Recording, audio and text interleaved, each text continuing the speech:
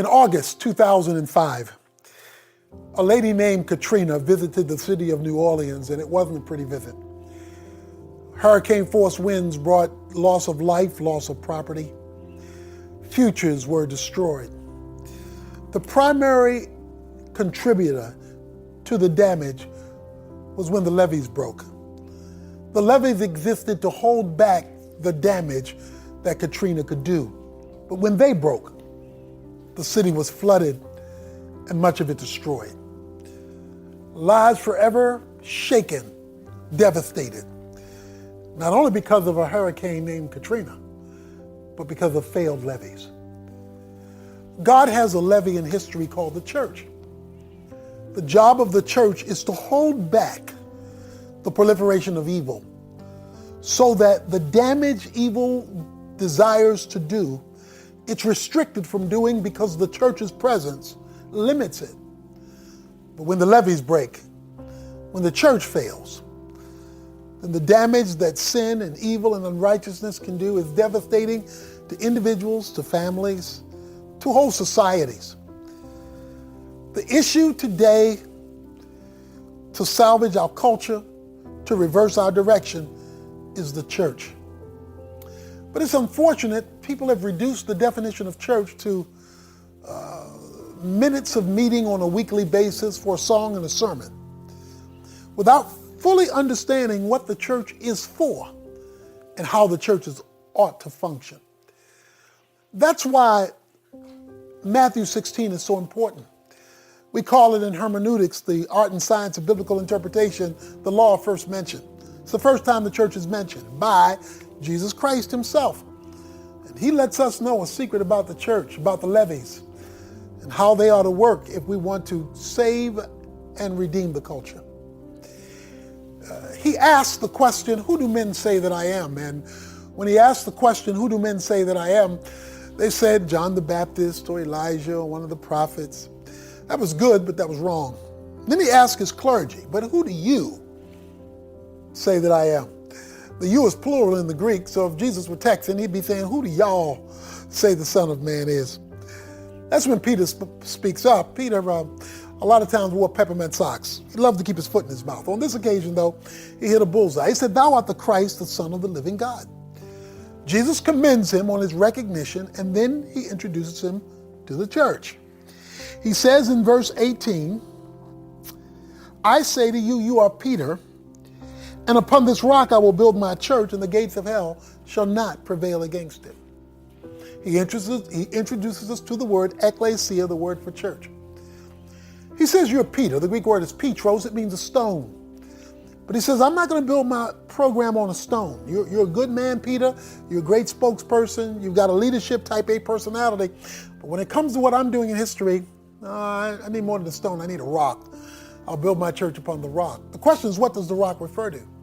Well, in classical Greek, this word petra, rock, referred to individual stones that had been hewed together to form something bigger than any one stone could be on its own.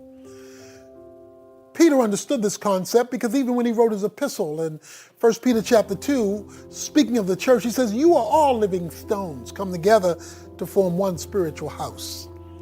You see, the church is the coming together of individual stones unified to make something bigger. That's what Jesus meant. That's why he asked the disciples, not just Peter, who do y'all say the Son of Man is?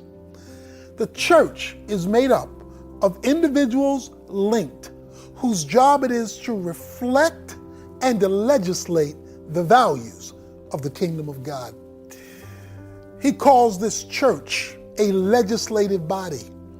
Because you see, the Greek word ekklesia means called out ones. It referred to citizens called out to be part of the Congress or the Parliament of Greek city-states to legislate. You know the job of the church? Not just to have weekly services on Sundays or maybe in the midweek, although that plays a part. It is to be God's legislative agency from heaven to history. Look at it like an embassy. America has embassies all around the world. An American embassy is really a little bit of America a long way from home. In a foreign country, in the American embassy, the laws of America rule, not the laws of the country in which it's located. Because embassies are sovereign territory. They belong to the country they're from, not the country they're in. You get in trouble, you're overseas, you want to get beyond that gate, because when you do, you're in America now. You know what the church is supposed to be? A little bit of heaven a long way from home, where the values of eternity are operative in the location of history. The problem today is that the church has become like the culture rather than representing the laws of the homeland. That's why you can have racial division in the church existing worse and longer than racial divisions in society. Because we're not legislating from heaven to earth, we're legislating from earth to the church. We might call that song backwards, Christian soldiers. The unity of the church is critical to the progress of God's work in history. And that's why the church is made up of different cultures, different classes, different races, because God is seeking to unify his people so that these stones become a rock that cannot be stopped. Jesus said, I will build my church. Notice he's on the offense. He says the gates of hell shall not prevail. Hell is on the defense. The church shouldn't be spending its time stopping hell.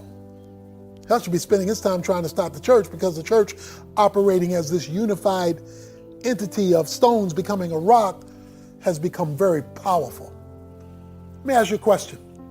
How can we have all these churches on all these corners with all these preachers and all these members and all these programs and all these leaders and all these facilities and still have all this mess? There's a dead monkey on the line somewhere. The levees aren't holding. And one of the reasons the levees aren't holding is because we've missed the purpose of the church. You see, we've made the purpose of the church the church. And the purpose of the church is not the church. The purpose of the church is the kingdom. That's why verse 19 of Matthew 16 says, I will give you the keys to the kingdom. Because the church exists to promote the kingdom, and the kingdom is the visible demonstration of the comprehensive rule of God over every area of life. There is nothing that sits outside of the kingdom. The church's job is to reflect that underneath the lordship of Jesus Christ. But because the church has become ingrown and lives for the church, and therefore misses the kingdom, it hasn't utilized its keys. What are keys for? Well, Isaiah 22:22 says, keys are to gain you access. You get in your house with keys, you get in your car with keys, you get in your office with keys. They gain you access. God says he's given the church the keys. It's the only group that's been given the keys, by the way, to access heaven's authority. I will give you the keys to the kingdom. You ever been in a hurry to go somewhere and not been able to find your keys? You're not going anywhere because you can't access anything. Or maybe you're like me. You got keys on your keychain, and some of them you don't even know what they go to anymore. So they're useless keys. Notice what the keys are for: to access another realm, the kingdom of heaven. God has given the church access to heaven so heaven can act on behalf of the church that's unified, cross-racially, cross-culturally, cross-class, to be this monster levy to keep Satan and hell, the gates of hell, from prevailing. Gates in the Old Testament was used of the place where the leaders would legislate from. It was where the laws were passed and the governance was provided. So the gates of hell is trying to govern what happens in history. God has built his church, given us his keys, so that for every hellish gate there is a heavenly door to be opened by the church to post up the levees to hold back the enemy. But if the church exists for the church and doesn't understand and utilize the keys, then we won't have the impact, and the levees will fall and the culture will fail. The racial divide will continue, and Sunday morning at 11 o'clock will continue to be one of the most segregated hours in America. How do you know when the keys are being used by a unified church and they're opening up the doors of heaven against the gates of hell? Well, he says, whatever you bind on earth, verse 19 says, will be bound in heaven. Whatever you loose on earth will be loosed in heaven. To bind and to loose is to restrict or permit. It means God's going to back your play. He's going to let you share his authority in history. I remember one time when I was in New York, staying at a Marriott hotel. I checked out, caught a plane to go to Chicago, where I checked into a Hilton hotel. I checked into a Hilton hotel, went up to my room on the 30th something floor, only to discover, click, click, red light, the door wouldn't open. Click, click, red light, the door wouldn't open. Click, click, red light, the door wouldn't open. Do you know how irritating it is to go 30 floors with luggage and the door not work and the key not work? So somewhat evangelically frustrated, I went back down and I asked the proprietor to give me another key. This key does not work. To which he said, sir, that key doesn't go to this hotel. I was using my Marriott key and a Hilton lock, and that key doesn't open that door. The church is using the wrong keys, and that's why the doors aren't opening and the society is flooding. We're using political keys and social keys and racial keys, not kingdom keys. So we're not getting kingdom authority. And in spite of the prayer meetings and the church meetings and the conferences and the books and the tapes and all the things we do, the authority is missing. Wrong keys. That lock won't work when you aren't using kingdom keys. When you are, heaven overrules. That's when you know that you're operating under divine authority. As you embrace oneness, or as we call the book, Oneness Embraced, our unity is critical, not only for ourselves, so that we can all get along. Our unity is critical for the salvation of a nation, because God has only given the church access to Him to overrule what the enemy is doing in society. It's time that we embrace one another and use the keys He's granted.